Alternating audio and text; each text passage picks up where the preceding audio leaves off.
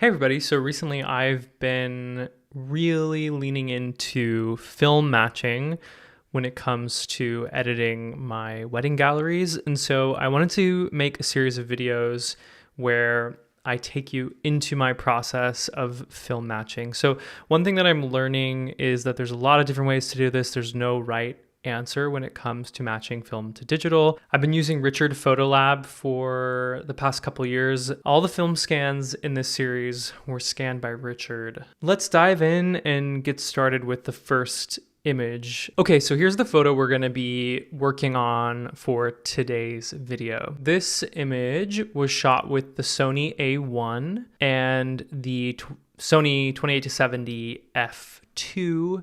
ISO 100. This was actually at 56 millimeters, f2.8, 1/3200 of a second. So side note, I've been really loving the Sony system. I've pretty much switched over to Sony for photo. So that's more for another video, but I love shooting the Sony in aperture priority, so I'm only really focusing on the aperture, and the camera is really intelligent, so it sets the other settings intelligently. But I also set the exposure compensation to be a little bit underexposed for digital because I like the way that these files handle when they're slightly underexposed. So you'll notice that in this photo is underexposed, and we'll fix that in the editing, but these files do really well just being slightly underexposed, just so you're not blowing out highlights or anything like that, and then we can edit them later. So what I'm gonna do is I press D to pull up the develop panel, and you'll see down here I have an image that is tagged with yellow. So what I'm gonna do is pull up our reference view. You can do that by clicking here, the R and A, so it pulls up the reference view, or you can just press Shift R, which will also pull up the reference view for you. And then I'm just going to drag our reference image into the reference panel here. So now we can edit our digital image on the right with our film reference on the left. What we're going to do to start is I've been using Goodlight profiles to edit my images. I really like Goodlight M6. So I've saved the Goodlight M6 profile as a favorite so that when I press the profile browser here, I can quickly select M6. If you don't know how to do that, you can go into your profile browser. And for example, here are my Goodlight color profiles. And all you do is toggle the star in the corner, and that will save the profile as a favorite so that you can just find it here when you click on the profile. So for example, you'll start with Adobe Color, but here's all your favorites that you've selected.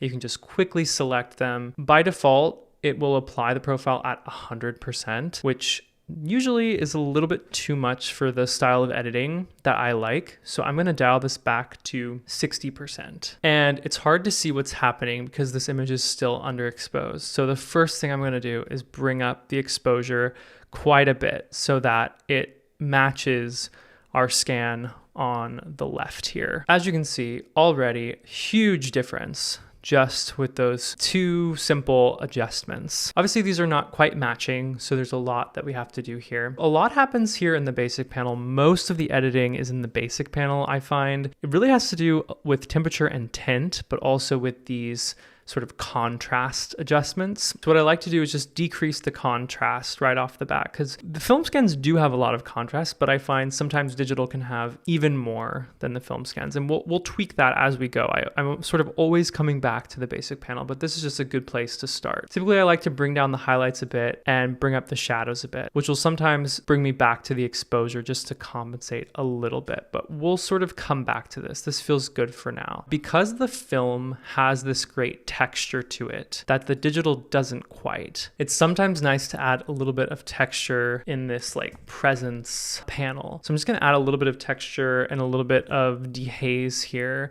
just to sort of match these textures from the film scans. And it doesn't quite match exactly, but I think that it adds a nice little additional texture to the digital that brings it a little bit closer to this film scan. The other thing I like to do is bring down the vibrance by about 15, just so there's not like overly saturated colors. And you might also bring down the saturation slightly. Tone curve I don't really mess a lot with, but this is another place where you can sort of adjust contrast. So I might just drop the highlights and sort of raise the blacks slightly. And again, this is something that we can come back to as we continue to edit this image, but I do feel like it helps open up the image a little bit. I'm gonna bring up the exposure just a little bit more because I feel like they're not quite matching. Color mixer is a really important panel. Before we get there though, I am gonna go to our color grading and just kind of make these overall adjustments. So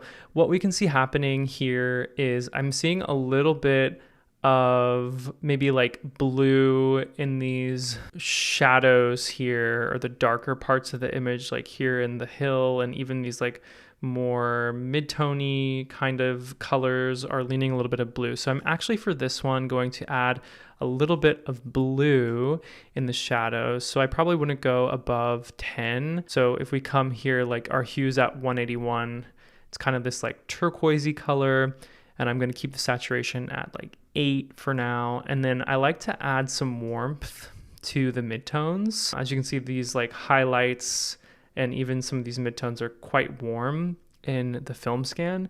So this is going to help with that. We're going to do the same with the highlights.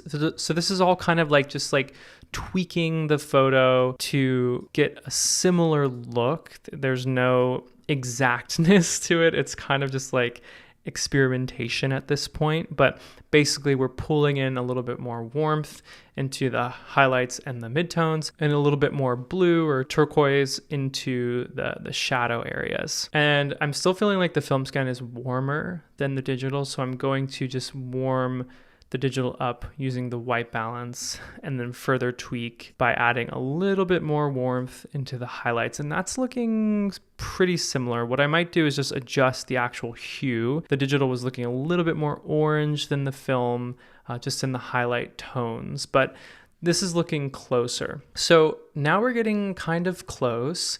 I'm going to just zoom in here, which will help us sort of understand what's happening. So I feel like in the table, we might want to just bring down the highlights a little more because we're losing a little bit of the highlight detail in the digital. So what I like to do is bring down the whites more so than the highlights, but bringing both down a little bit. And I think that that does help. I also feel like now we've added a little bit of too much warmth in the digital. So I'm going to dial back in our color grading panel back to 8, which I think feels a little bit better. Now, if we go to the background, here's where we'll need to do some color tweaking in the color mixer. As you can see, the greens in the film scan here, or maybe the yellows, are more green. When here, they're more yellow-orange, so we can adjust that. Also, the purples here in this jacaranda tree are not quite matching up. So I think we're gonna start here with this like field.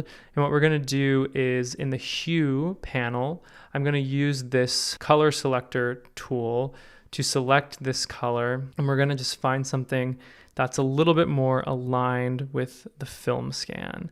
So I'm just dragging this up a little, and you can see what it's doing in the panel, and that's gonna help us sort of match these colors more closely. That looks pretty close to me. And we're gonna do the same thing here with this tree and these like sort of purple hues. We're gonna use this hue selector to select this hue, and we're gonna just adjust until we see something that is similar. Okay, so this is looking pretty good to me. This field area is still not quite matching. I think we might just bring up the overall exposure slightly more, and that might help. And then again, we'll make some tweaks to our highlights to sort of compensate. I might open it up slightly by raising the shadows a little bit. And that's looking a little bit closer. This color still feels a little bit off to me. So I might go back to our hue slider and select a different point and just try to get it a little bit closer, which something like that feels pretty good. And if we zoom in here, these greens feel a little bit off to me now. So I might just make some adjustments here to help these feel a little bit more cohesive. And that feels better to me overall. This is looking really good. And so now I might just like start zooming into our image and just checking it out to see if it's looking similar. So as we zoom in here, I'm noticing that the colors are looking pretty good. However, we have lost a little bit of contrast from the digital. So I'm gonna pull back the contrasts a little bit more, and I might drop the blacks a little bit just to add some contrast back in.